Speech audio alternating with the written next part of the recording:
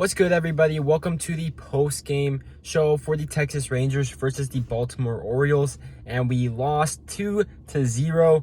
Unfortunately, the bats were silent today. It's like we were the best offense in the league versus the Philadelphia Phillies versus some ace-level pitchers, and then we faced Kyle Bradish, who actually looked pretty good today, and the bats were silent.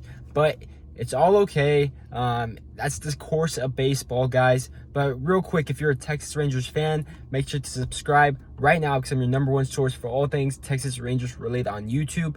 So get that out of the way right now. But Jon Gray pitched a good game. He did what he was supposed to do. Only let up 2 runs because you're hoping that the offense could at least score 3 runs. That's how the GMs view it nowadays. And honestly, the Baltimore Orioles do have a really good offense. So we do need to view it as winning the series because obviously we're going to lose games in baseball. So I'm not sweating this. You guys shouldn't be sweating this.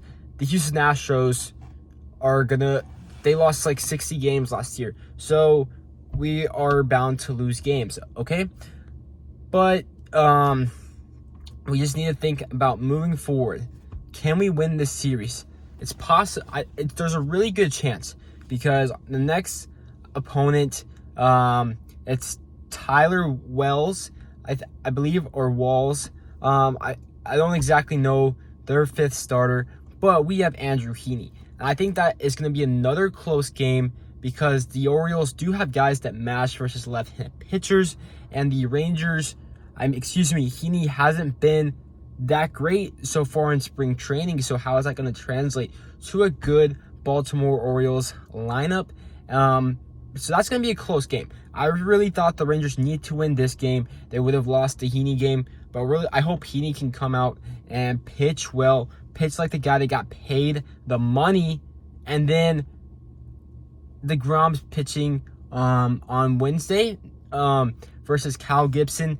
And I think the Rangers should be able to rake versus Kyle Gibson. That's the key to the series because the Baltimore Orioles do have a good bullpen. They have good hitters. But we need to hit versus their starting pitchers. We need to take advantage.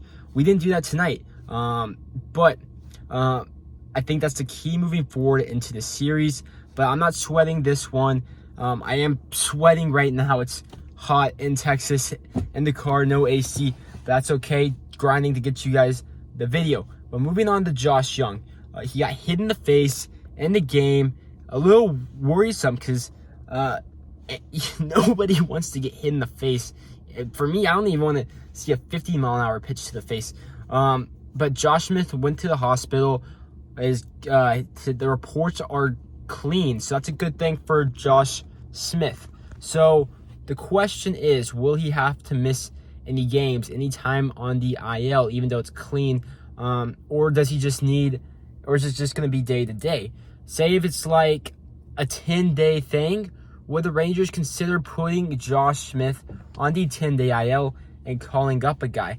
But the thing is, we don't really have a guy on the 40-man that's really, that you really want to start the service clock on. Because we have Jonathan Ornelas, Luis Angel Acuna, Dustin Harris. And I don't know if you really want to start the service clock on those guys just for a few days. You could call up Sam Huff, but that really wouldn't make sense. So hopefully it's just a day-to-day thing that would make the easy roster move for the Texas Rangers. Just kind of rest him and then maybe use Travis Jankowski versus the right-handed pitchers. Or Bruce Bochy could use Ezekiel Duran to see what he could do a little bit more. So that's the news for Josh Smith. It's clean, but I don't know the extent of that. But hopefully he can recover. But the Rangers lost 2-0. Jon Gray pitched well. It's just the bats were silent. It's how it's gonna be. But we got a game tomorrow, and we still are in a good spot, in my opinion, to win this series. But if you like the video, please give it a thumbs up, subscribe, and share. And I'll see you on the next one. Peace.